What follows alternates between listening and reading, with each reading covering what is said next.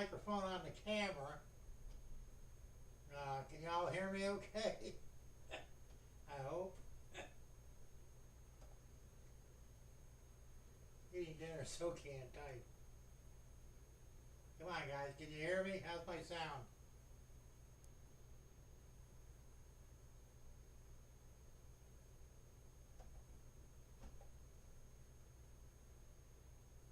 Hello? Yeah, I don't know what's going on with the microphone.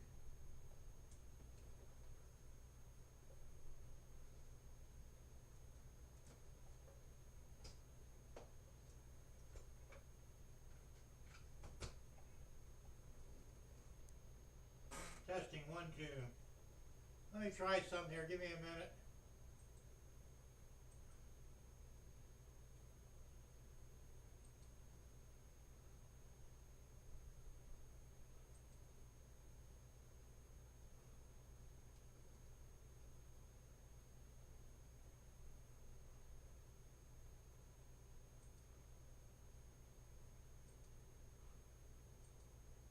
What the fuck, man?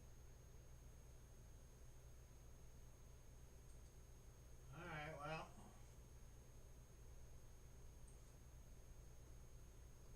Looks like we're going to have to deal with this microphone on the camera. Yeah, no, it could be louder. I've had major problems today. Before I get into it, I'm going to say hello to everybody. So let me scroll back up to the top. Alright, the big question is, who will get the crazy cookie? It looks like Quasimodo got it. And so good to see you, Quasimodo. Glad you're here. And it looks like James is Dundas Junction, Model Railroad, got the half cookie. Hot Dog Pilot Andy, how you doing? Sorry you only got crumbs. Sean's Pennywise and Miser Railroad, how you doing? Good to see you here. Yeah, we got Tom Grassy. Hey Tom, how's it going? Schuylkill River Valley, John, how's it going? Good to see you. And we're scrolling down and scrolling down. Hey Derek Alexander, how's it going, Derek? Good to see you here. Looks like we're just about to the bottom, I think. Is anybody else here I missed or didn't see? Hey, Joe Rader. Black Rock Central Railroad. How you doing, Joe? That's okay. I understand you can't type. Enjoy your dinner, man. Ray Bertelson. Hey, how's it going? Good to see you here. Chuck Schreiber. Hey, Chuck, how's it going? Good to see you here. Yeah, I know the audio is terrible. That's the best I can do. I'm going to explain why in a minute. Raymond Anthony, 127. Raymond, how's it going? Good to see you.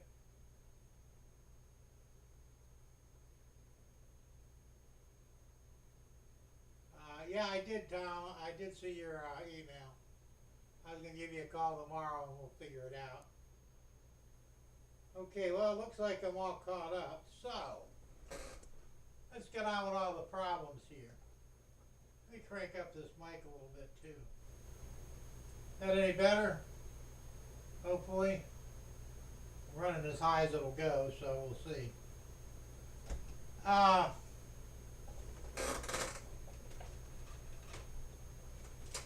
Anybody know what this is?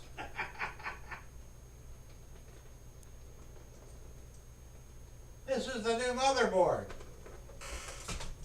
that I installed in my computer. I took a crap today. I went to fire up the machine earlier. Nothing.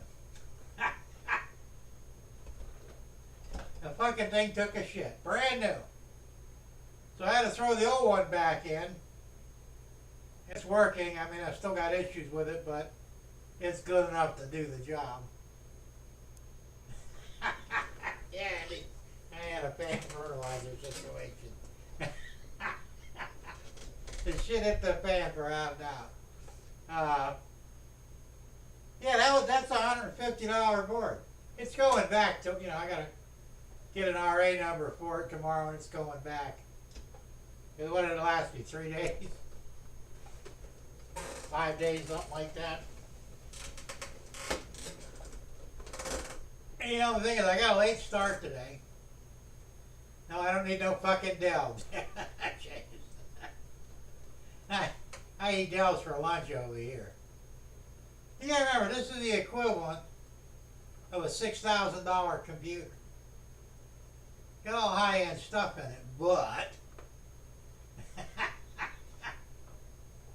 it's just, and it does happen. It's never happened to me. And of all the motherboards I bought over the years, this is the first one that died on me, like real quick. Time goes Jim, maybe motherfucker. Yeah, it could be. Where did that go? Oh, it's way down there. Yeah, there it is. Anyway, so I wasn't sure because at first I thought maybe it was the power supply because I put a brand new one in yesterday. I was having problems. Now, I thought it was an 850 that was in there. Apparently I got my head up my ass, it's a 600. This thing wouldn't basically power anything except your basic computer. No wonder it worked as well as it did. So I bought a 1,000 water and put it in. And I thought maybe it took a dive because it didn't come on. So I got the old one back out, plugged it in, still nothing. Okay, it's definitely the motherboard. So I pulled the motherboard out, I put the old one back in, swapped over the CPU, the RAM, all the other crap that goes in the hard drive. Boom, fires right up. So proof that the motherboard was shot.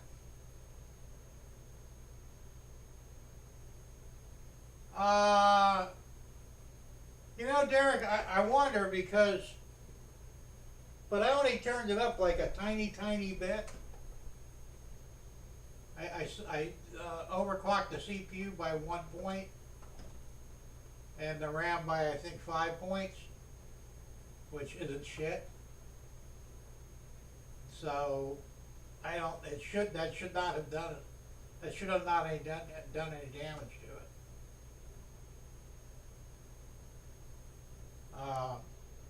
And it didn't make a difference anyway, not really. Like I said, my big problem was, and I didn't realize at the time, was I simply wasn't getting enough voltage to the board. That motherboard wasn't made by Hornby, was it? Could have been.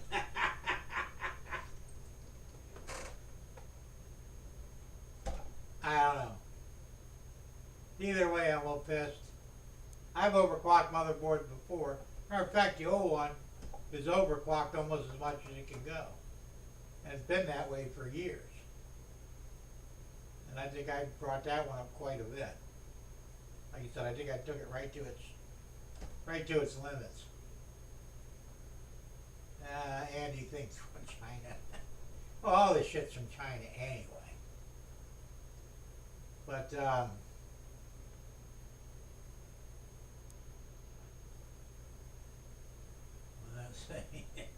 don't work at his junk. Yeah, absolutely.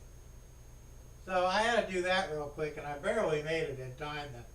And I wasn't sure there was even going to be a show tonight because basically without this, I'm kind of screwed. I mean, I have another microphone I could have brought in the house and just grabbed the camera.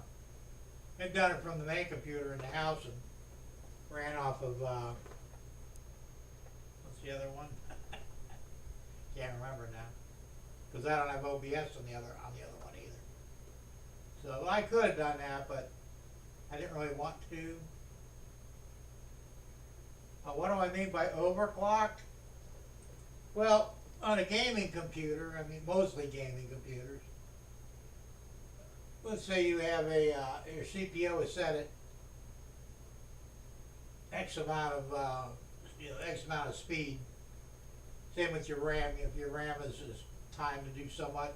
Well, you can overclock it by changing the settings in it, in the BIOS. And I mean, it's risky because you never know. You could screw up a motherboard or your CPU or even your RAM by overclocking, but gamers do it all the time. It's to get the most speed and computing power out of your components. And pretty much everything you buy today is designed to be overclocked. So it's not really a big deal. It's nothing new. I shouldn't have had to do it anyway. That's a gaming board, where the old one really isn't. But like I said, it was dropping off on me. Programs were locking up, and I'm thinking, well, you know, it wasn't sufficient speed. I think mostly the RAM, because it's got a 6-core CPU in there, a Ryzen chip. So, you know, it's pretty stout. But it turns out it was actually getting shortchanged on wattage, on electricity from the power supply. So, I've been playing with computers for a very long time. I've been building them for probably around 40 years now, thereabouts. I started building them in the early 80s. And I've never really had any problems with them. Like I said, it's rare that I get a bad component. You know, I've had things go bad over time, like power supplies will wear out. They'll quit when you need them most. I've never had a CPU go bad on me. I've had RAM go bad. That's probably normal. Oh dear, so it really shot itself. Yeah, kinda. Yeah, there you go, Sean. It's like that. It said you're advancing just like you would timing. You're getting more power out of it, more speed. It's normal. Like I said, there are limits to how far you can go. And what I did with this new board, I bumped it up like 1 point rather than say 50 points. So that shouldn't have stressed it out any at all.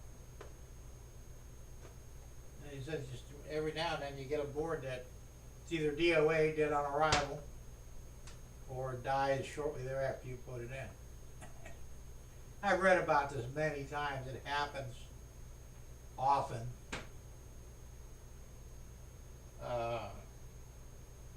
This is a name brand board. It's a Gigabyte, the Aura series. Yeah, I got a new pair of readers. I was at the dollar store the other day and I saw two of them, so I bought one more for the house and one for in here. I still have my old ones. They're just dollar store readers. But I figured I'd give them as backups because you can never have enough readers when you can't see up close. You find yourself trying to read shit up close all the time.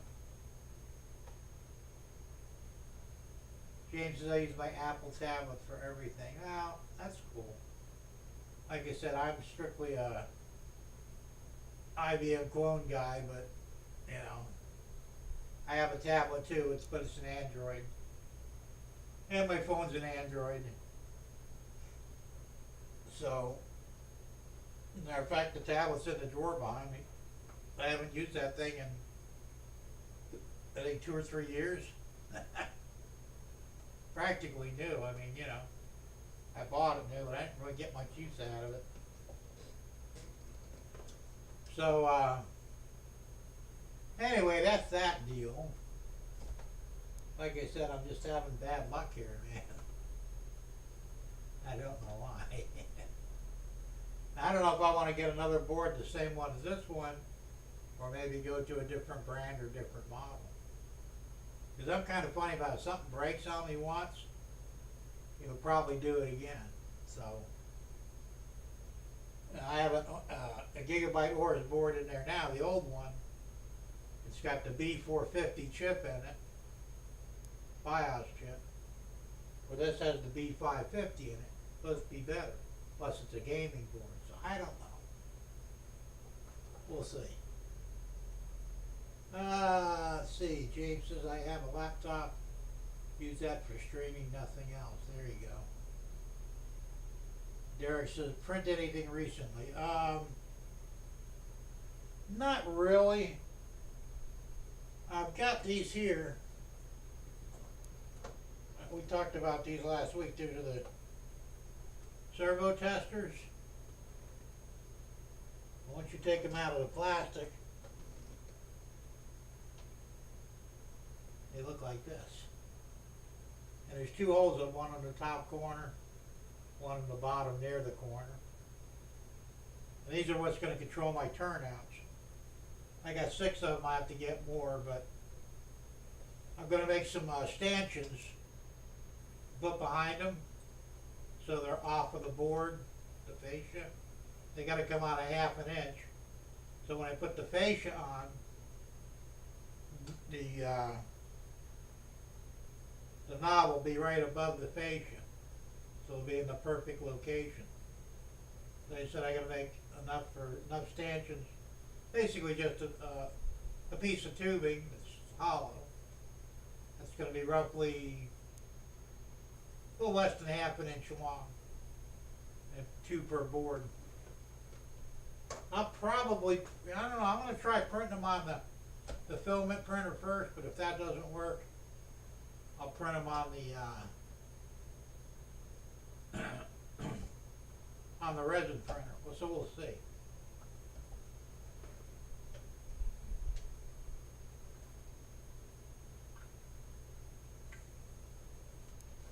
They're pretty small, so I don't know how, I mean, I've done small things like that before on the filament printer without any problems, so we'll see how that works out. They're going to need something like 16 of them, something like that, or 18 of them. But anyway, so, which brings me to another video I'm going to show you that I shot. It's only a couple minutes long. I'm going to play that now to show you what I'm actually doing. Give it a second to come up. I already put this one up. I'm going to show you how we do another one. And that's going to be this one here.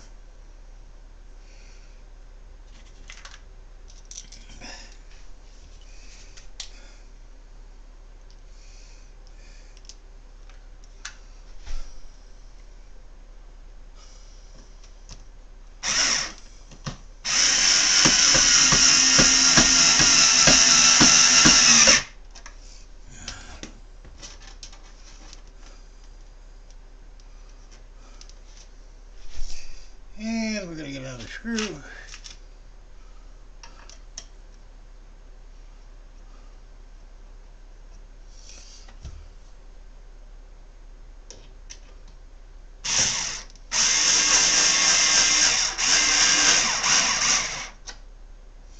And there you go.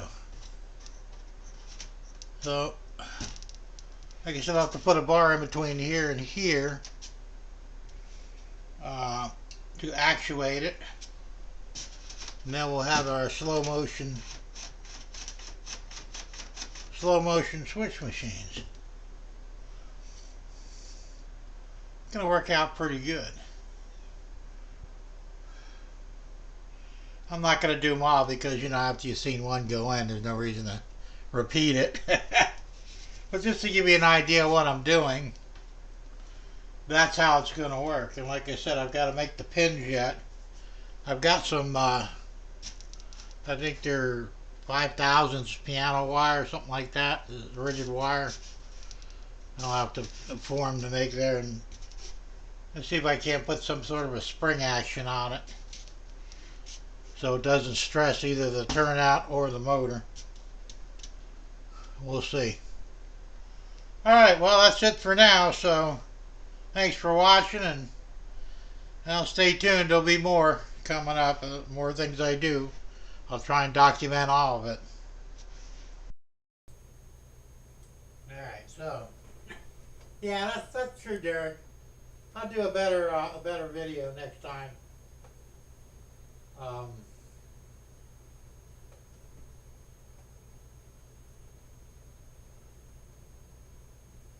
yeah, well, what I'm doing is now when you see that, I'm going to use the fiber board for the fascia, and I'm going to space it 1 inch out with some 1 inch blocks, about maybe every 15 inches or so. So it'll come off, so it'll be out, you know, off the face of the servos. Put that on there, like I said, and then put these behind the fiber board. Actually, like that. And you won't see anything except for the knob. You just turn the knob either way to switch the turnout. Like I said, I'll do a better video when the time comes. And it's a little tough because I got a camera out there and I'm using the microphone on the camera, which I guess worked pretty good. So we won't do one live though, probably not anyway. But I'll shoot a video of it and give you a better view of how I'm doing things. The next one I'll put up when I'm ready to. I'm going to make a almost like a V-shaped spring. I'll take my wire. It'll come straight down, bend out, bend back, and then straight down. And that's what's going to give you your spring effect, so that it won't stress the turnout or the servo motor. So this way you've got give in there, and that'll work out just fine. And I'll show you that when I'm ready to do it. Like I said, I got a bunch of them there to do. I think I've got 9 of them on this side. And I've got enough servo motors to do all 9, but I've only got 6 of the servo testers to use as the turnout control. It's also possible that I might be able, I've got a bunch of variable potentiometers. Might be able to just use them too. They do the same thing. I mean, just, you know, this one here, the only thing that makes these different is this has 3 positions. There's a little button right there. If you push the button, it works on the dial. You push the button again, it centers it. If you push the button a 3rd time, it goes back and forth like a wiper. And that's the only thing that makes these things what they are. There's a little IC chip in there. And it's like a couple of resistors. You really don't need all that. The potentiometer would be fine. So I'll see. I've got, you said I've probably got about 20 or 30 of them in there. I might dig one of them out and see how it works. If it works fine, then I won't have to even mess with these. James says, Derek, the Waller switch machine uses the same servo motor. Yeah, I'm sure they do.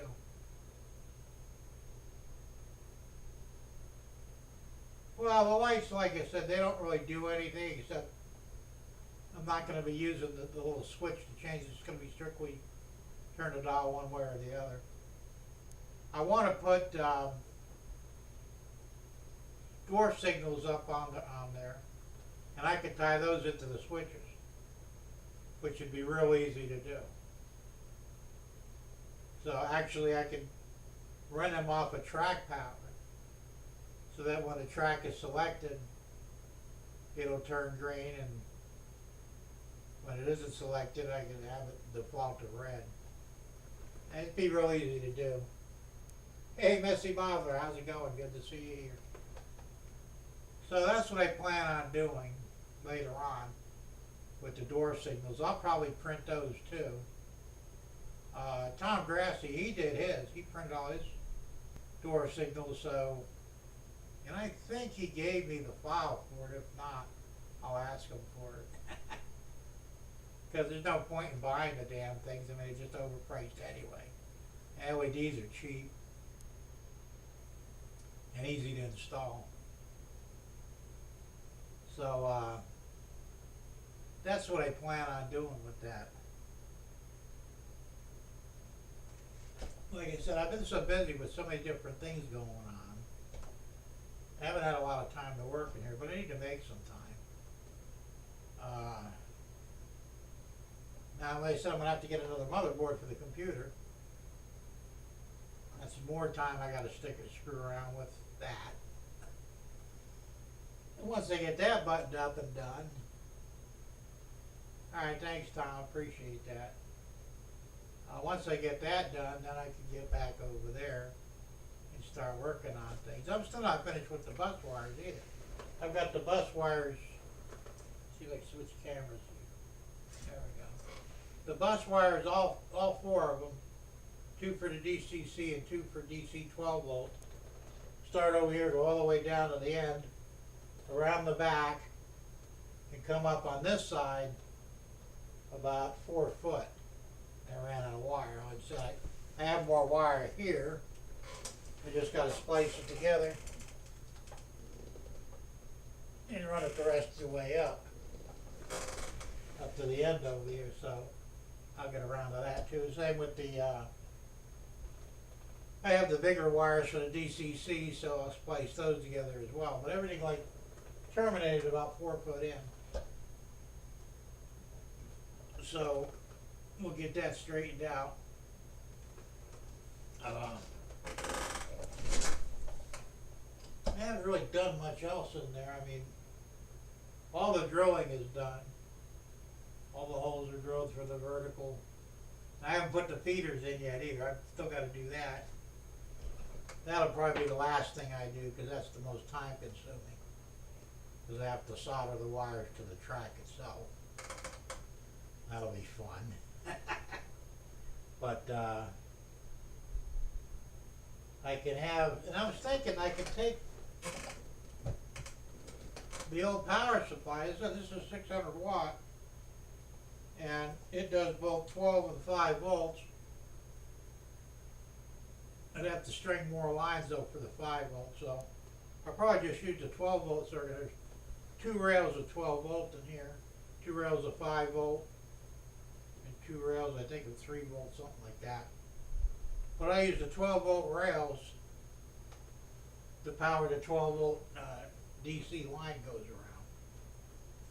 This is more than enough to power anything I can put up on the second level. And it's very easy to do.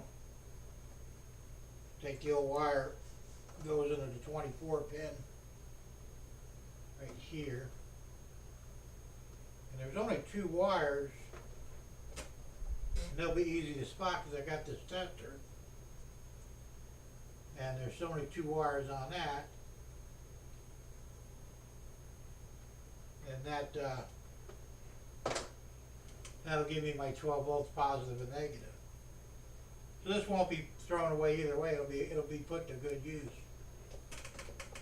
And it said 600 watts, more than sufficient to power that.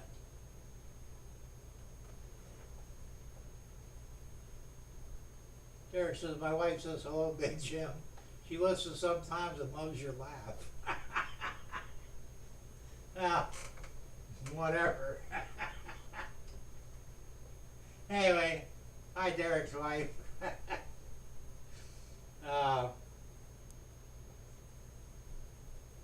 What can I say?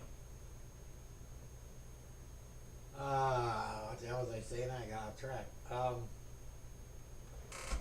that's my plan for that, because that's the only power supply from a computer. I threw all the old ones away. I should have kept them because, you know, I've had like 3 or 4 of them from old computers that weren't even mine, where the power supply still worked. And you can use those as a decent power supply for some of your accessories on your layout.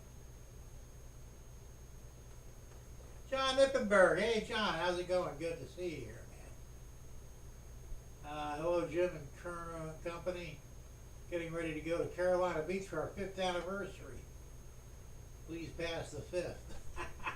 Hey, well, happy anniversary to you, John, and your wife. Be safe up there and have fun.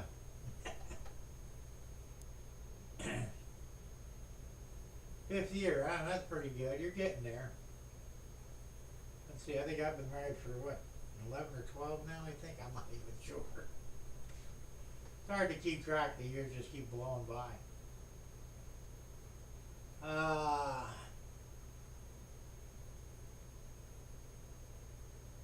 Let's see, okay, a lot of highs going on. Okay, so, hi, you're welcome, John. So that's what I got going here, and like I said, I know I'm not getting much done very quickly. The weather's cooling off, so that's a good sign. Like yesterday, I had to mow the lawn, and then I did the power supply, and then basically rested the rest of the day.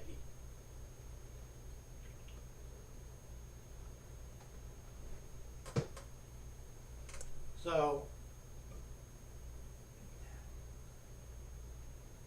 let's see here. So yeah, I'm really pissed off about this motherboard. I really am. I mean, it's just, you know, this is the kind of shit aggravation I don't need. I really don't. You know, if you notice too, it looks like, I don't know why, but it looks like it's a little washed out, the picture. I don't know how to adjust that. I don't know if that can be adjusted. Let's see, configure video. Oh yeah, there is a brightness control on there. There we go. That's better. That better? Yeah. Oh, it got so damn bright.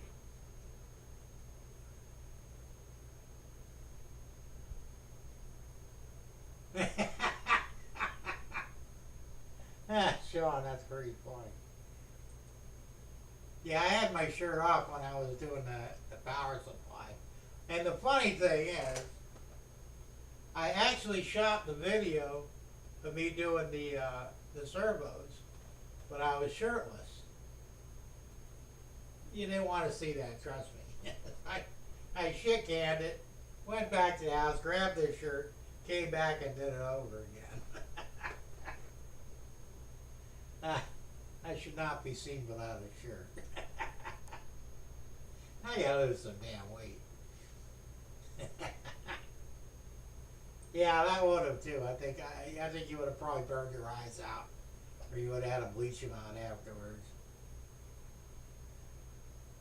So yeah, but it was really hot out yesterday. So I mowed the lawn first thing in the morning. It was starting to heat up a little bit, and that's like a 2.5 hour job, because I got like 1.8 acres or 1.7 acres of grass to cut.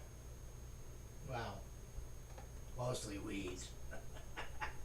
But anyway, it was actually a lot cooler without a shirt on. As a matter of fact, it's the first time I mowed the lawn without a shirt. And, you know, I'm sure the neighbors are probably permanently blinded if anybody happened to catch a glance. But, you know, other than that. Hey.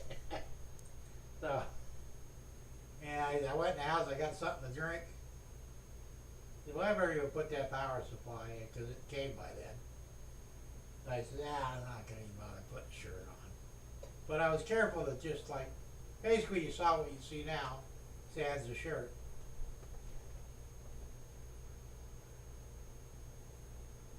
And let's see. John said it was getting warm here today, low 80s and low humidity, thankfully. It was not bad here at all. I mean, we seem to be supposedly in a cold front, which for years, anything under 90.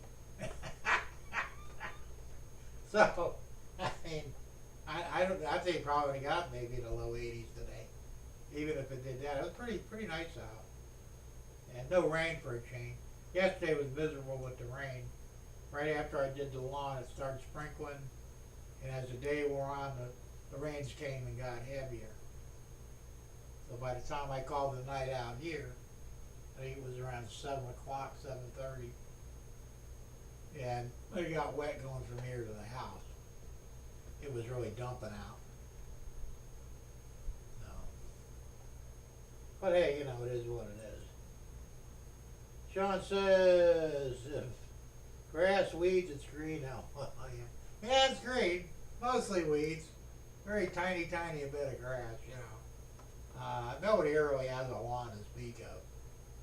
So, I don't care, The good news is it's growing in, because out in the field behind me, what I call the back nine, there was a lot of sand patches and not much weeds. It's finally starting to fill in, which makes it easier to mow, because it's not as, going out there before you were like getting sandblasted. Plus, it really eats up the blades too, when you're cutting sand. John says it's rain. What's that? We need. You know, any rain down there or over where you're at? Man, we got our share of it. We don't flood. That's the good thing, and it doesn't really seem to affect anything like, Comcast, because Tom Kavitchak down there, Tom Stranger thing. I swear, if it throws a couple of drops of water down, his internet's garbage for the rest of the night. So he's really affected by the rain. Where here, not so much.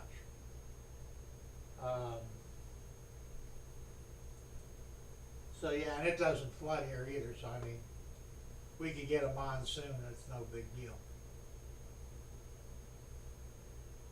But we've been getting an awful lot of rain lately. I don't know why. So anyway, that made up my day yesterday. It was a very busy day. And then today I woke up at 5 o'clock in the morning. And I read the news on the internet, all the stupid shit that's going on around the country and the world. By 7 o'clock, man, I couldn't keep my eyes open.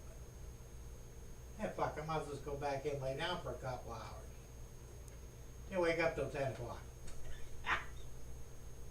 Almost missed Dave's morning brew. Crooked Dave. But I did catch like the last 15 minutes of it. And I kind of dicked around. I took a shower, dicked around. And next thing I know, it's like 3 o'clock. I said, well, I better get over there and get ready for tonight, right? So I think I'm over here. No fucking computer. I'm going, oh, fuck. I see John says, well, dinner is calling, gents. So I'll check back later since I got my ass in gear and everything is packed for the next 10 days. I think our vacation was in Oktoberfest in Frederick. Cool. Well, listen, if I don't see you before I knock off tonight, have a safe and fun vacation and enjoy your wedding anniversary, and we'll see you when you get back.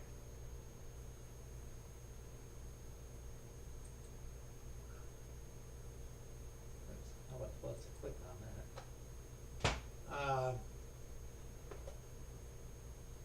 So, what the hell was he saying? So I got no computer. It's like, oh shit, now what? And it's like, it's 3 o'clock. So that was the fastest motherboard change I think I ever did in my life. I had everything back in order and up and running by 4.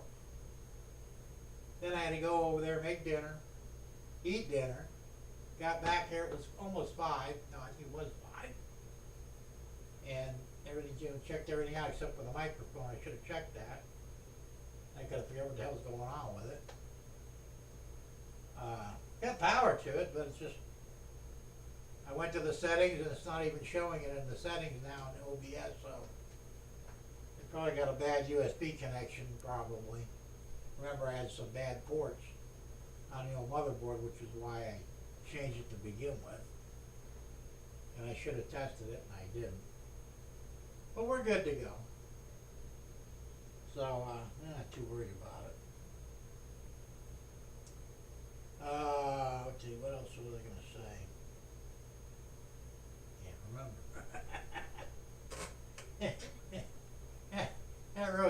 stressed me out today because, like I said, I thought, man, we're not going to do a show tonight, you know, or very worst. And they have to go do it from the house. Tom says, Jim, like I said, here, let me highlight that. Like I said, that's why I stopped building my computers a long time ago. Seems you always run into something here or there when you build them. Not usually, Tom. I mean, yeah, it could happen. Usually I have more time to check them out.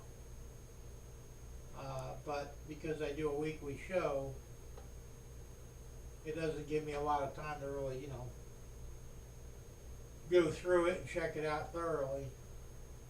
And like I said, every now and then, but even on a new computer, you could go buy a brand new one from the store, take it home, plug it in. It could be DOA right then and there, or it quit on you a week or two later. There's just no guarantees anymore.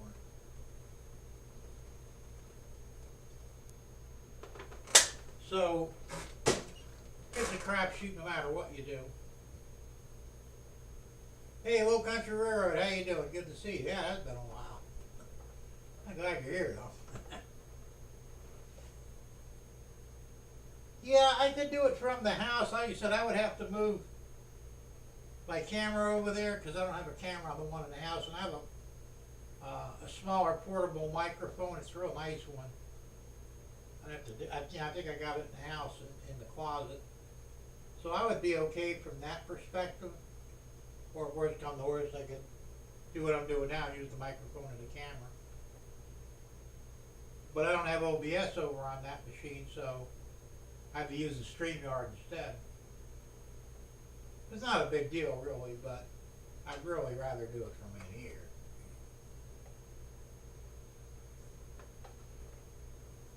So, I suppose that's something I should consider, though. I should probably maybe put that stuff aside just in case, you know. I think I even have a spare camera somewhere that I could use in the house if I wanted to. Normally I don't have this problem. It's just like I said, the last few weeks, man, just been, I don't know what the hell's going on. The end is near, you know, where nothing works right. I don't know, but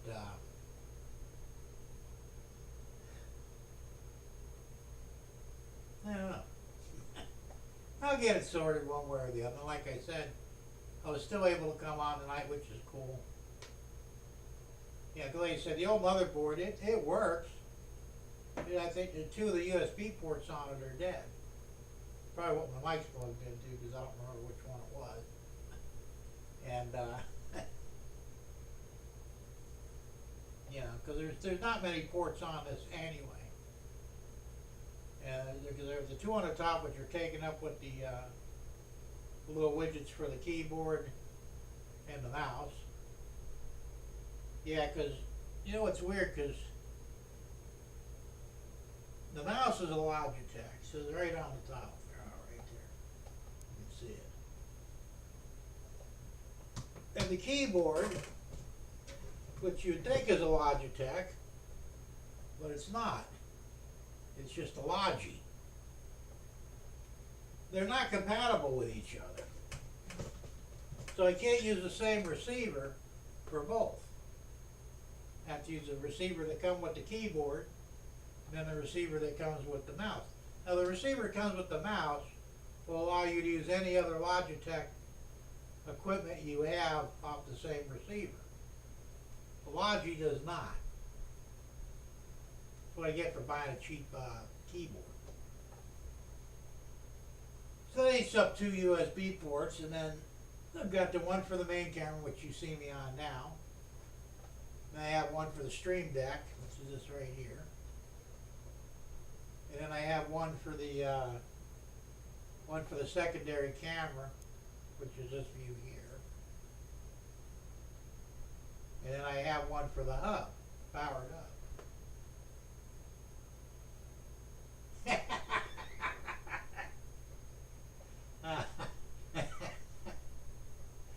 That's funny, Sean. We all have that friend Murphy, yeah. Fucking Murphy's Law, man, it sucks. And then there's the Logi No Tech. But I mean, you would think they'd be, I mean, you're thinking it's just, I mean, I didn't think much about it when I bought it. It was a good price, and I can't remember where I got it from, but it was local. I think I only paid like $20 for it. Came with a mouse, but I didn't like the mouse it came with because I like having the scroller button and the two buttons on the side as well as the two on the top. So I've always had Logitech mice.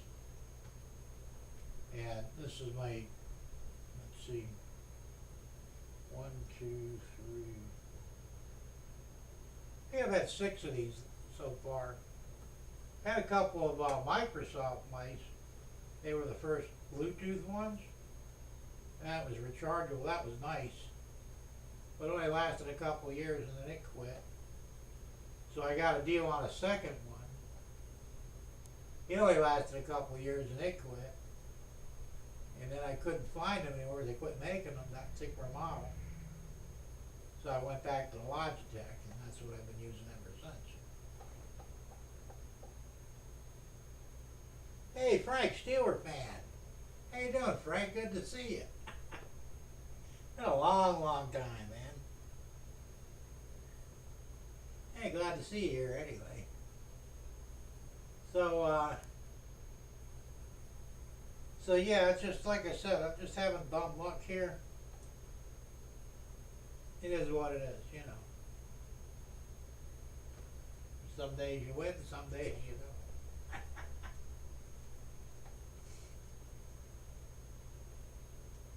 Then of course, you know, I put everything on the secondary drive, the 4 terabyte drive, except for Windows 10, which is on the C drive normally where it would go, which is a 1 terabyte drive. And so of course it did the C, the secondary drive, on the old motherboard, so I had to screw around there. So I've got 6 different SATA ports for the SATA drive, and only 2 of them will work, the other 4 won't. Because it's not compatible with, I'm not sure how the architecture is on these, because I use an M.2 hard drive. It's a digital hard drive, it's a little chipboard. Goes right on the motherboard. But it actually eats 1 or 2 of the SATA ports, because it like redirects them. So, you know, you would think that if you had 6 SATA ports, you can run 6 drives, and I've got 2 M.2 ports to be able to run 2 M.2 motherboards for a total of 8 drives. No, can't do it. You can only run 1, and I don't know why, but you can only run 1 SATA M.2. I don't know why. Maybe they have, I think it's for RAID maybe, I'm not sure, but they won't work separately.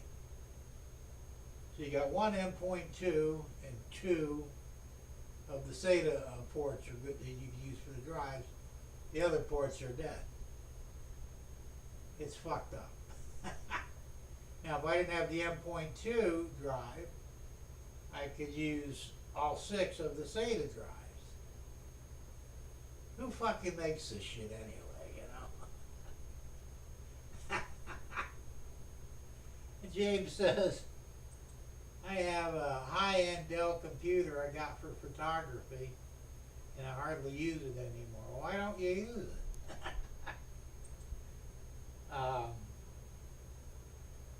Like I said, I build my own computers, and I have a similar computer, but with a much bigger CPU. I have an 8-core CPU Ryzen in the computer in the house. Plus, I think I'm running 7 hard drives, and I have, yeah, that was it. Like I said, I don't know, maybe there's something wrong with this board all the ways around, because I'm running 7 hard drives plus an M.2 on the board itself. Now you can't run 2 M.2 drives unless they're set up for RAID, which is like a backup.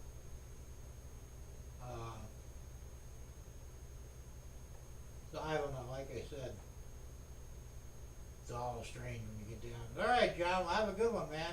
Thanks for popping in, and we'll see you next week. And James said, don't have space for, oh, that's another thing too.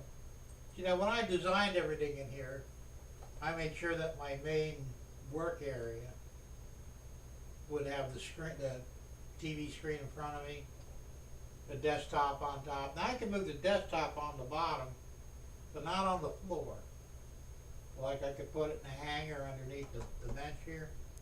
And I may wind up doing that at some point anyway. And that'll actually give me a little more room on my bench.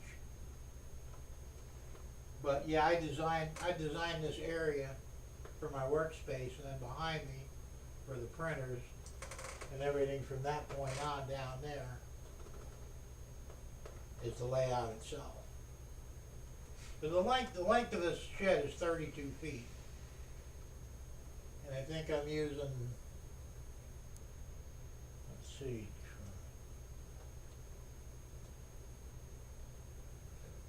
it's taking up 6 foot,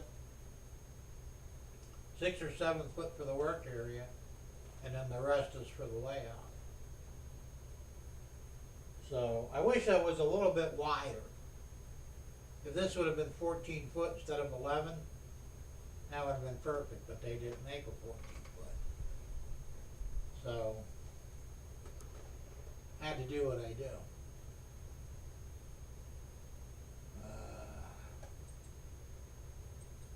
You need a fold down monitor. Oh yeah, for a laptop. Yeah, see, I got a 40-inch TV here, basically. Bring this around here.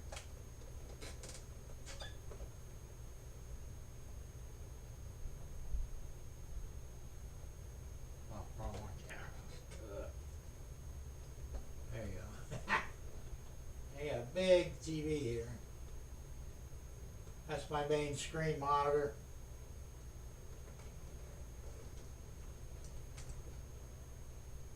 And I really like that because, you know, if I'm not working on the trains, sometimes I'll watch a movie or something in here. It's, you know, I have a 55-inch in the garage as a backup screen. It's a flat screen too, but it's not a smart TV, neither is this one. So when this one finally goes back, because this thing is old. This was the first flat screen TV I bought. And I think I bought it in 2010. I'm surprised it's still going, but you know, not good. Anyway, when it finally does quit, like I said, I got a 55-inch in the garage. That's practically new. So that'll come in here and replace the 40. I have to move the chair back away to see it, right? But, and it's funny because the one in the big house, the main house for the computer, is only 39. Is it 39? Or it's, yeah, I think it's, no, it's 37. It's a 37-inch monitor, flat screen, in the house, and I watch movies on that all the time. I should probably get a 55 for that. You know? And it's just, you know, they can sit there and really watch movies bigly. I don't know. Anyway, I'm just rambling here, but so yeah, I plan on getting some more stuff done here in the layout. I've got to start printing those stanchions for the board. I've got them, so I'm going to use them, but I'm going to check the potentiometers for variable resistors, as they're called. Those should work without any other electronics in on it. And yeah, I might have to put buckboards in to knock the voltage down to 5 volts from the 12 volts, though. Because these are rated for, I think, up to, oh hell, I can't remember what the hell they're rated for now. Tell John I'm here somewhere.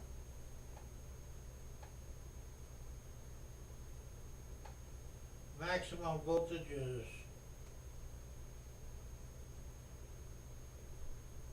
no, that's not maximum voltage.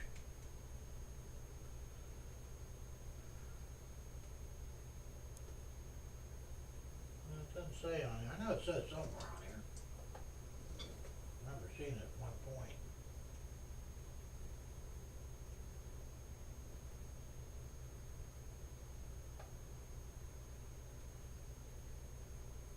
I think it's 5 volts because that's what it's showing for the import. So you don't really want to put any more than that in there. I think they work like 3 to 5 volts. So if I put buckboards on the other end of them and set them at 5 volts, then put it in my 12 volt bus line, it should be good to go. So would have been nice if they would have been 12 volts, but see, now I could use the other ones. Well, no, I really can't either. Well, I could resistor them down though. Potentiometers, push 12 through it and then resistor it down a little bit. Because the servos, I believe, will handle up to 12 volts. I believe. Double check that, but.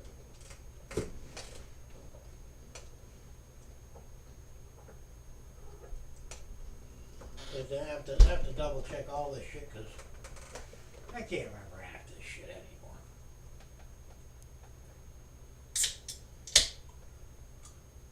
Or like I said, I'll just use the buckboards. I'll buy a shitload of buckboards for $2 a piece.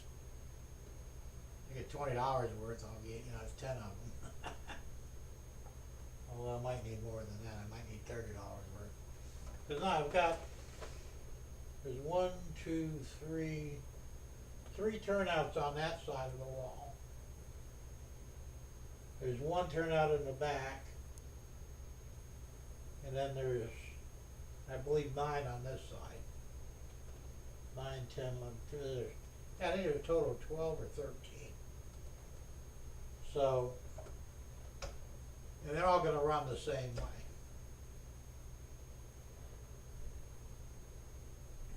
And that should be just fine. And of course I gotta get power to the turntable. That runs on 12 volts. What's a buckboard? I don't have one here in front of me. It's a little tiny board with a variable resistor on it. And it will take anywhere from 12 volt, or I think 14 volts down to 1 volt, I believe. And you can adjust the voltage by turning the variable resistor on there. And they're designed to kick down the voltage on things. That's what they're called, a buckboard. They're really cheap. I've got a couple here. I'll have to dig them out. And like I said, they're $2 each, so I'll just buy a shitload of them. What the hell did I use them for? Oh yeah, I use them for the lighting in the train cars. The Amtrak passenger cars that are lit up. I'm using LEDs in there, which only run on 3 volts. So I have to take the 14 volt track voltage and kick it down to 3 volts so it doesn't burn out the LEDs, and the buckboard is perfect for that. And it's so tiny that you could bury it behind the seat in the train car and not really even see it. So I counted the Larry Puckett, the DCC guy.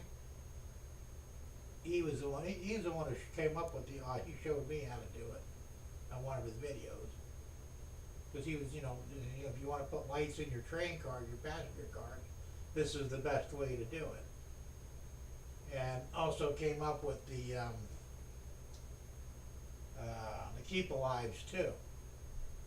So I built a small Keep Alive device with the high capacity, high-end capacitors, or whatever they're called, super capacitors, and a buckboard and the LEDs, put it all together, and they're flicker-free LED lighting in the train cars. It works great, So you can learn a lot from Larry Puckett, by the way, if you ever need any good advice on electrical stuff, that's the guy to check out. It's called Larry the DCC Guy on YouTube. He's easy to find.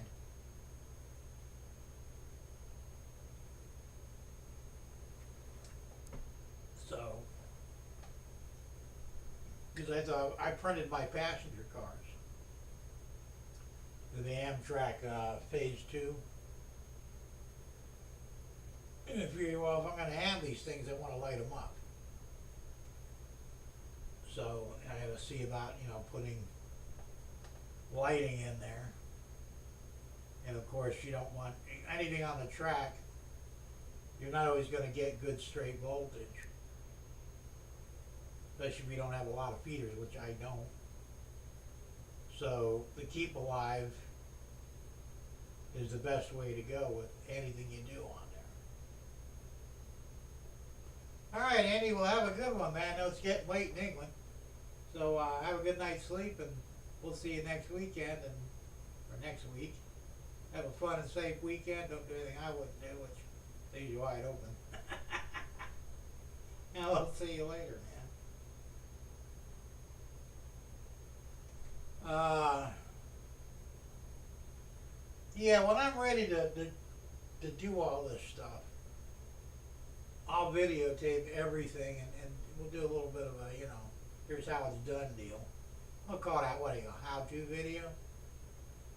And I'll get closer and take more time to explain things. And maybe it'll help you guys, maybe it won't, but, maybe some of you already know how to do it, some of you don't, I don't know. But it'll be fun to do either way. And that's probably going to happen in the next 3 or 4 weeks. Next month, I'll order the buckboards, anything else I might need for the upper level, and we'll go from there.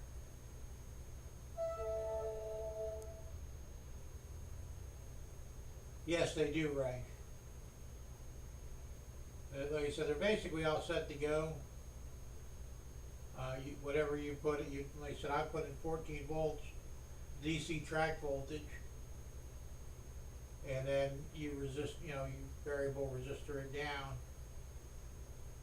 and it converts it all. Yeah, it converts it to DC. So they're nice to have, and they're a little tiny board. They're only about this long and about maybe this wide. I mean, they're almost a pain in the ass to hold on to, but they got solder points on each end. Positive, negative going in, positive, negative coming out.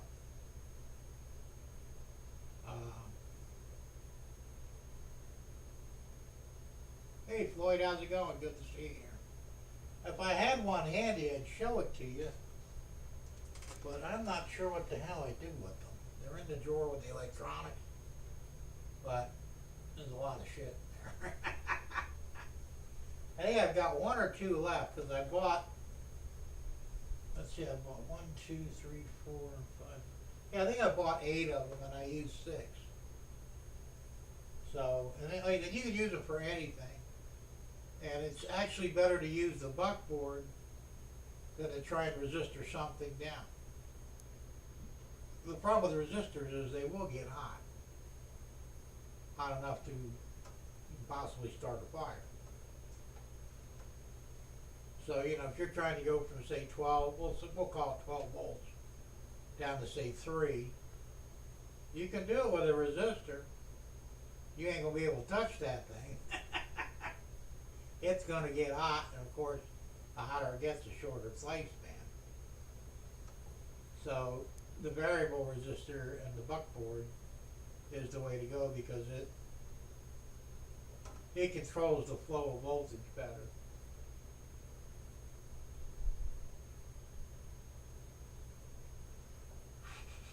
And they're cheap. That's the beauty of it. I like things that are cheap, I'm trying to think of what else I used them on. I used them on the train cars.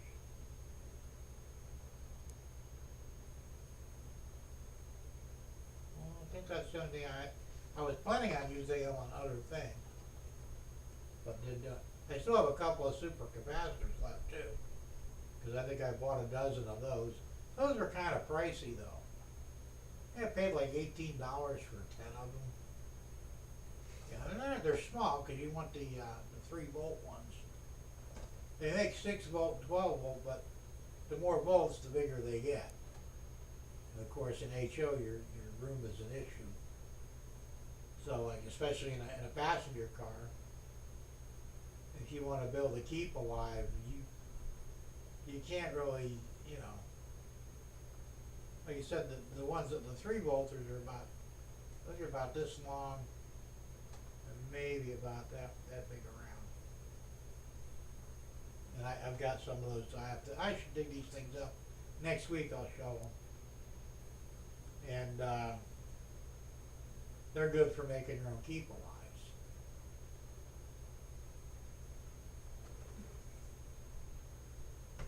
But like I said, but you got to be careful. You can't put more than 3 volts into them.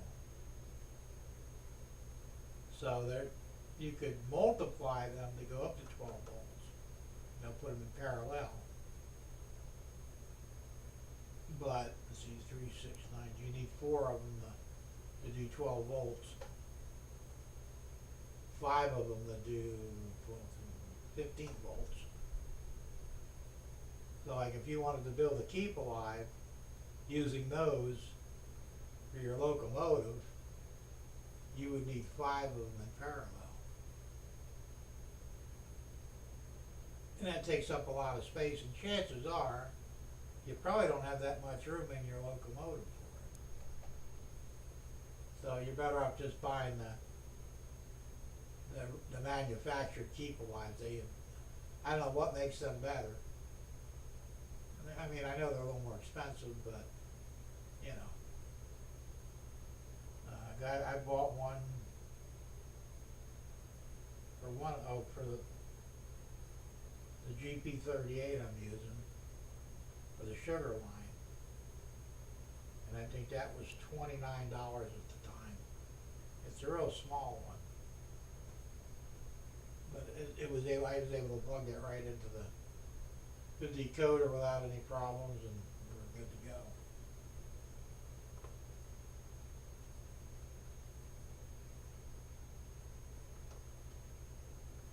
I think I only keep the thing running for like 4 seconds, which is enough to get over any dead spots or frogs that aren't powered, stuff like that. But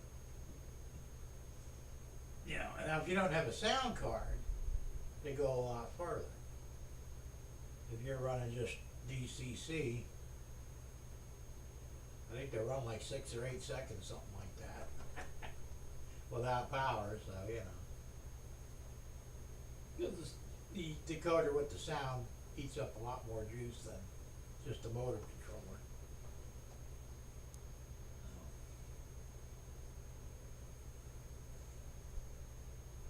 So, like I said, I play with electronics a little bit. Like I said, my lower turnouts are Arduino controlled. At least 2 of them are. And I've got 2 or 3 more. Yeah, I think 2 or 3, yeah, 2 or 3, I don't remember which. That also have to be Arduino controlled. I just have to wire it up and program it. So, and I've got the program code stored on the computer in the hard drive, so I just plug it all in and hit transfer, and we're good to go.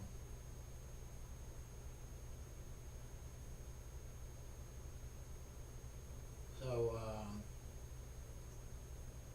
I'm getting better at some of this stuff. I mean, like you said, electronics I'm no stranger to, but there are things like I never messed with Arduino. I had heard of it, you know, some years ago, but I didn't really know much about it. And, you know, actually, I think Tom Kuvitchak from Tom's Trains and Things, he kind of got me involved in it, you know, because he's real big with Arduino. I started watching his how-to videos, and I need to get one of those things, you know. So I did. I bought a kit, They come with, one Arduino card, the Uno card, the different sensors, the wires, breadboard, all that crap. And you could, it walks you through making a lot of circuits. And I thought, yeah, I know, I'm not using the big microphone because it doesn't work. Sorry about that. I got it turned up as high as it'll go, the microphone on the camera, but, I'll have to speak a little louder, that's all. So I got involved with Arduino. I found out it wasn't as hard as I originally thought it was.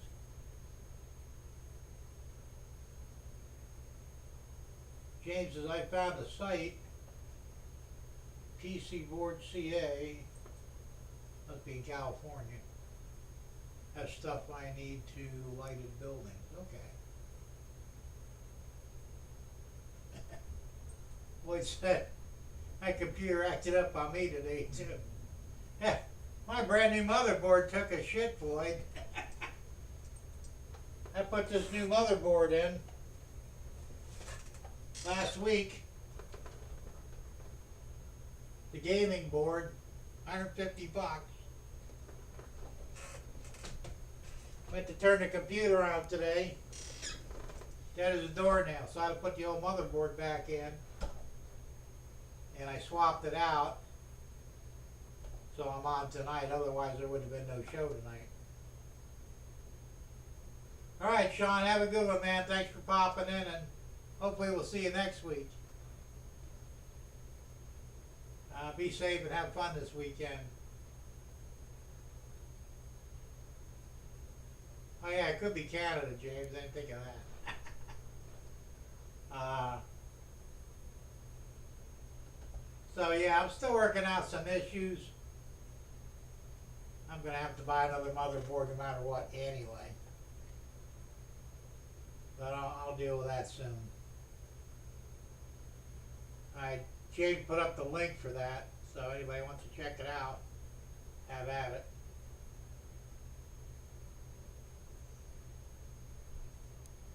Alright, CA is Canada? Okay. Thanks, Ray. Well, shit happens, Floyd, And prior to that, the power supply took a shit. I put in a new motherboard, like I said last week. Did one sort of successful Thursday night. The next day, I go to do a video for the Wise Guy videos and wouldn't let me process it. Every time I tried to process it through Camtasia, my editing program, it would shut the computer down. I go, what the fuck? So it turns out the power supply, one of the rails got real weak on it. I thought it was an 850, but it's actually a 600 watt, which is insufficient for a gaming board. So I went out and I bought a 1000 watt one. I put that in a few days ago. And then today the motherboard takes a shit. I don't know what the hell's going on.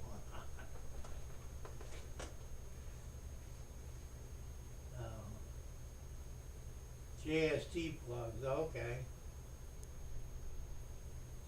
Just flush it, Jim. No flushing allowed, but like I said, things happen. So I'll send this board back and I'll buy another one. Probably won't get the same brand or the same model. I like the brand, it's a Gigabyte, the Oris brand. And I've had good luck with them. That's what I have in the main computer in the house. And that's what I had here for the old board. And the old board is 5 years old, which is about the lifespan of a motherboard for most computers. I mean, they can go longer, but if you use it a lot and really stress it, which I do, 5 years is about average. So if I have to replace one every 5 years, it doesn't bother me. Now the one in the house, that one's, I think, going on 8 years old. And so far, it's holding up pretty good. It's actually the exact same motherboard as this one, but with a better CPU in it. I have a Ryzen CPU in this one, AMD, and I have the Ryzen in the other one, but the other one's an 8-core. I spent a fortune on that fucking thing, where this is only a 6-core. I have more RAM in the one in the house than I have here. So the one in the house is, the primary computer, so I've got 7 hard drives in it. Video card, I mean, it's just,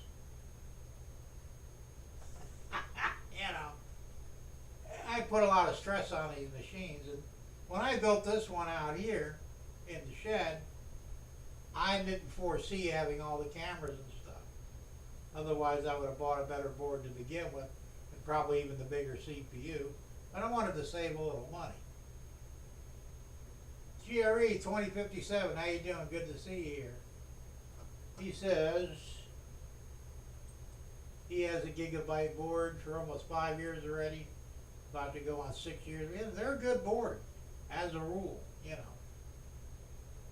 But, like I said, the bottom line is, if you really stress your computer, push it hard, you're going to find that stuff doesn't last as long on it, which is normal. Ray's right in a way. I run my computer at notch 8. Pretty much, I mean, this thing is, it takes a lot of abuse. I'm running, 7 cameras on it. And it was originally just running the one hard drive, the M.2, which is a terabyte. Now I've got a 4 terabyte mechanical drive on it, along with the 1 terabyte digital one. And, I'm running 32 gig of RAM. So I just upgraded the RAM last year because I was only running 16. And it wasn't enough, so I put a 16 gig chip in there, along with the 2 8s, so now I've got 32. But, and the thing, I turn this on and off every day too. See, with the one in the house, I never turn it off. It's on 24/7. The monitor goes off. I turn that off and on, but the tower itself, always on. And that's why I said the power supply in this one, it takes a little more abuse because of the on and off. Plus it was substandard to begin with. I could have sworn I put an 850 in. I did not. I put a 600 watt, which is ain't shit. And probably why I was having issues with the cameras and stuff, because there wasn't enough power to run it. GRE says, mine gets stressed to run almost 16, 18 hours a day. One game I play has 8,000 hours played, building my mega round. There you go. That's cool. But yeah, that puts a lot of stress on it. And, but like I said, there's no reason why you can't get 10 years out of one. But the average is 5. So I always assume that 5 years I'm going to have to replace it, And the other reason the old motherboard that's in there now, again, I lost 2 USB ports on it. They're dead. I don't know what happened to them. They're just gone. I like having more on the motherboard than I do. The hubs are fine, but you're better to have more on the motherboard, so you can space everything out better. So I figure, well, 2 are dead, it won't be long before more are dead. So, yeah. James, you're funny. He says, I'm old school. Atari 48 is my speed. That's pretty damn slow, man. I don't know what the clock speed, I don't remember what the clock speed is on these. I think it's 4 gig or something like that, but I remember my 287 or 286, that had a clock speed of 2 megabytes maybe. I mean, anything was dog slow compared to what we got nowadays, you know. And it's just amazing. Teresa's computer lasts about 10,000 hours. Oops, wrong one. About 10,000 hours, give or take, if you take care of it, shut it down properly every time. That's not bad. Like I said, I don't think I get quite that much out of it, but I tend to stress them.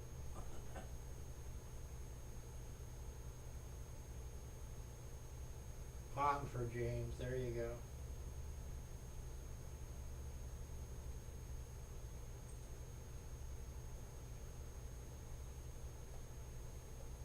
GRE said, James, I started gaming with the Nintendo 64 system back in the day. I remember Nintendo 64. I didn't have one. I said my very first computer was a Tandy card computer from Radio Shack. You barely call that thing a computer, you know. That's what got me started in the thing, and then I went from that and kind of went backwards. I had an IBM 8086, and then I acquired an 8088 after that. Now remember, these machines didn't have hard drives in them either. They were run on, you know, floppies. Now the color computer from Radio Shack used a cassette deck as a hard drive. That was kind of weird, but it was not bad, you know. But the first computer I had with a hard drive in it was a 286.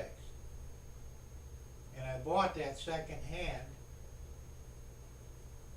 And that's after that I started, well, I was looking at, trying to understand how they work and everything else, figured it out. By that time, it was probably a year later, I bought a 386, used. I said I really couldn't afford new ones, you know.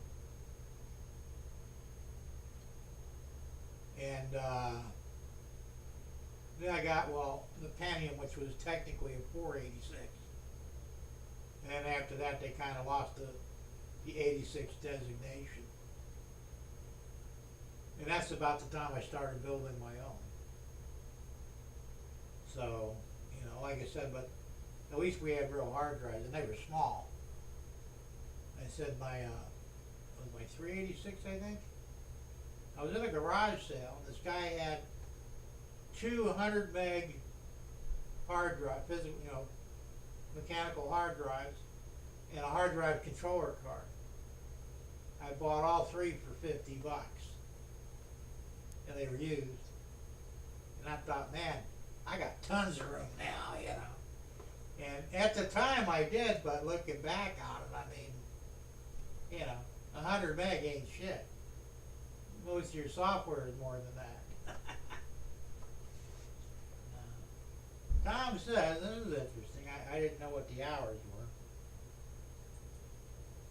He said 10 hours, just a little over a year, 416 days is 10,000 hours. That's not very well. It is, but remember, you're not keeping it on 24/7. He's saying turning it on and off properly. So, if you keep it on straight, I'm getting 5 years on average. Well, he said the one in the house is 7 years old. So figure out how many hours are in 7 years. And it's still going. Well, like I said, I did. The only time it ever goes off, and that was only because the backup battery was dead, was during a power failure. Other than that, it's always on. Let's see here. GRE says, I wrote a program on my Atari 800 to do my income tax. That's cool. Yeah, I taught myself BASIC back in the DOS days. And I actually created a small game. It was kind of like Pong, but not quite. I mean, it's pretty pathetic by today's standards, but, you know, at the time it was like, oh, wow.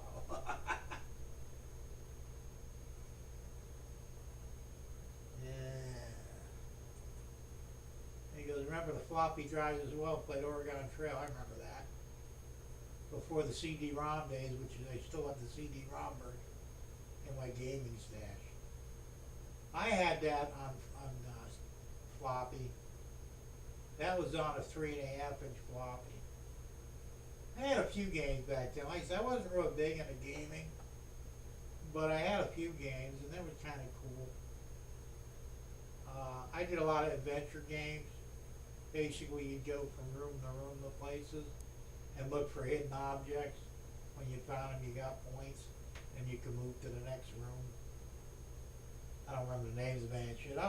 They were inexpensive at the time, and I would buy one maybe every couple of months for PC, and play them out, and then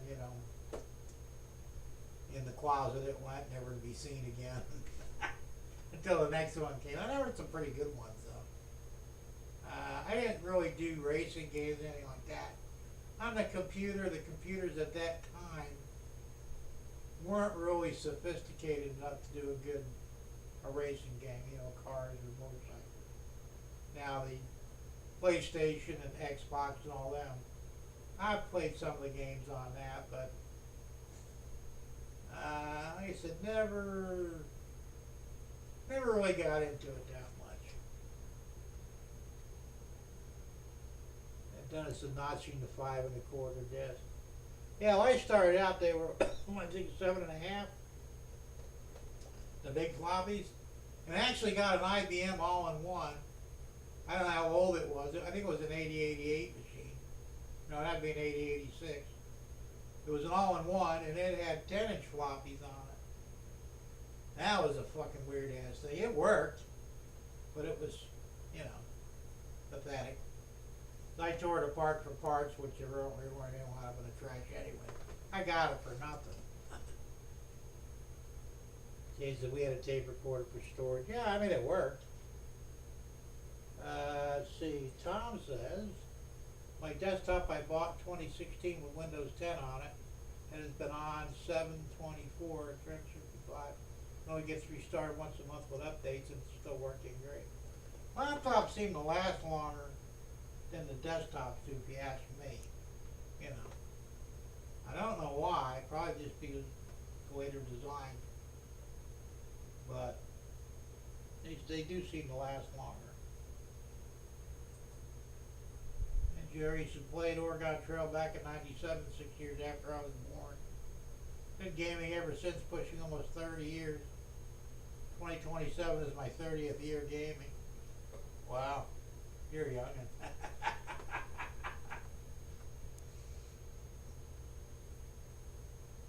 Like I said, I started playing with the computer in the early 80s. No, it might have been earlier than that, because I got married to my first wife, I think in 76. 78. And I bought the Tandy color computer, I think, a year later. That would have been 79 I got it. And then I started working my way up from there, so.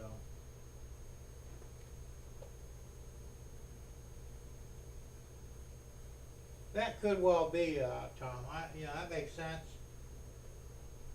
And that was another thing too, that I started using liquid cooling in the desktops. I've been using it for about 10 years now. Now the first one I got, there were a lot of problems with it, and it wound up leaking and frying my motherboard. So I wasn't going to do that anymore, and then by that time, now they got the sealed units and the bigger radiators and stuff. So I've got a 2-fan radiator. They even have a 3-fan radiator, but it's all one piece. You don't actually connect the hoses anymore to the head that goes over the CPU, so they don't leak. Thank God. Because that was the thing. Well, shit, I fried a motherboard because it got fucking cooling all over it, But they don't do that anymore, so that's... And the liquid cooling does make a big difference. Because, I played around with different heat sinks before the liquid cooling. And I wasn't really, I mean, I had some high-end ones, and I think I paid like $100 for one. Came with 2 fans on it, was supposed to do this. Yeah, it sucked. You know? I mean, my operating temperature, because I actually had a temperature probe on the computer, and it would usually run about 50 degrees Celsius, which is what, like 140, something like that, you know.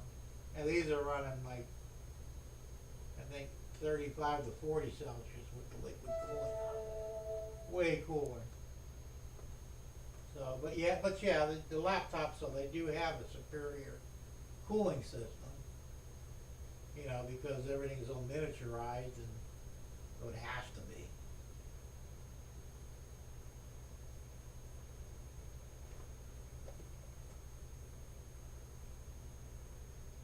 That's true, Derek. That was a problem, and that's why they have the laptop stands now, so that you get ventilation under them. I never actually put one on my lap. Always had it on the table without anything under it. So I never really had any problems with it. But I had friends that I knew that, you know, they would sit in their bed or lay in their bed with the thing in their stomach or their lap. And they only lasted maybe a year if they were lucky, you know. And that's what happened. The heat would kill them.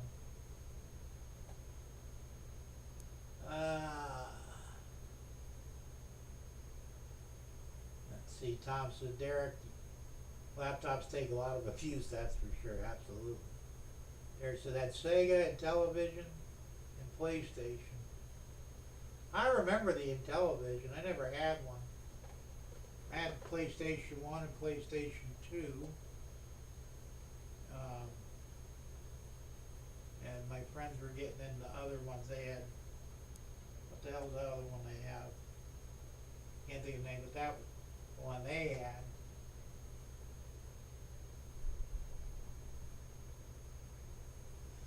James says, I'm going to use my laptop for live streams, for live StreamYard. Yeah, that's cool, you know. Purpose driven, right? So, now a lot of guys use laptops for live streaming. They seem to work all right.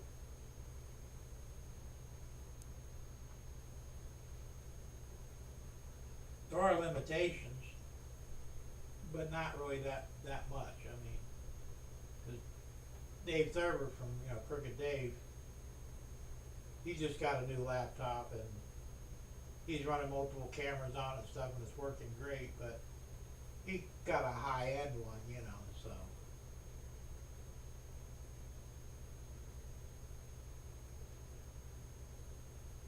M&M Rails is live at 8. Okay, well, we'll probably be wrapping up around then anyway. I don't have a whole lot of stuff to talk about today, really. It was, what the hell, I wanted to show something, I can't remember what the hell it was.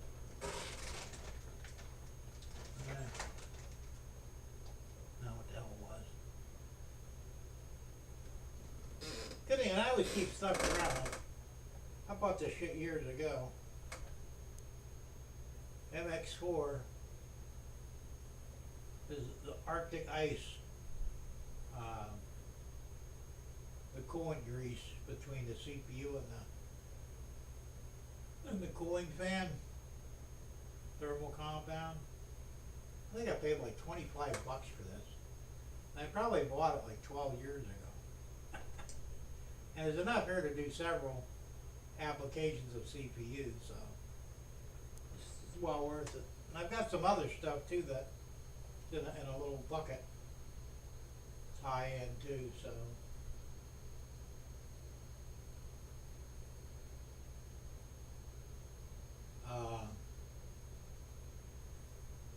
I could have sworn there was something else I wanted to show you guys. I can't remember what the hell it was though. I didn't buy anything new. Place is a wreck as usual.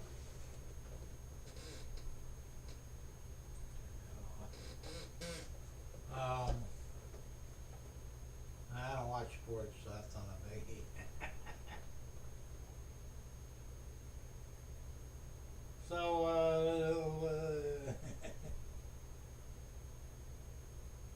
So the place is trashed again.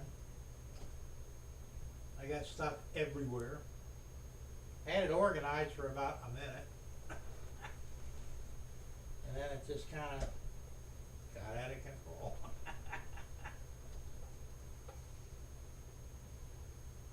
So sometimes you just can't win.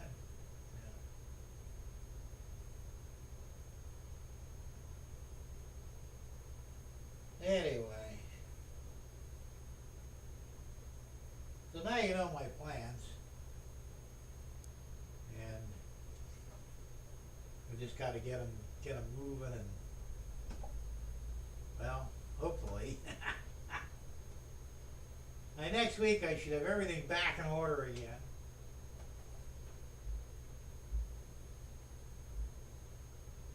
I don't know what I'm going to do about a motherboard yet. I bought this from Newegg. Any of you guys that do any of that stuff probably familiar with it. But I don't know how much of a hassle it's going to be to return it. And I don't know if I want to get another one from them. I might just, if I can get a refund, I'm just going to get a refund and maybe I'll get a new one on Amazon. You know, I don't know. We'll see.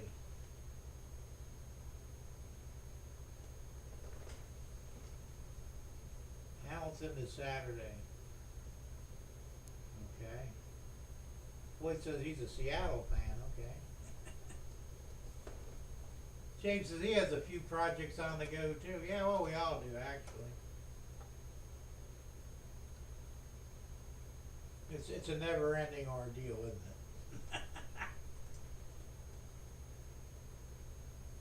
it? It's probably a good thing I'm not in the sports, because if I had that on top of everything else I got going on, I probably wouldn't get shit done. And that would not be good, you know. So it is what it is.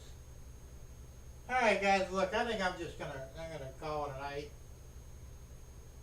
We've been on for an hour and 35, almost 40 minutes. So we're gonna call it an early night tonight, just because. And I'll see you again next week. And hopefully I'll have more to show on the train front. And hopefully this computer will get straightened out. And we'll see. One way or the other, right?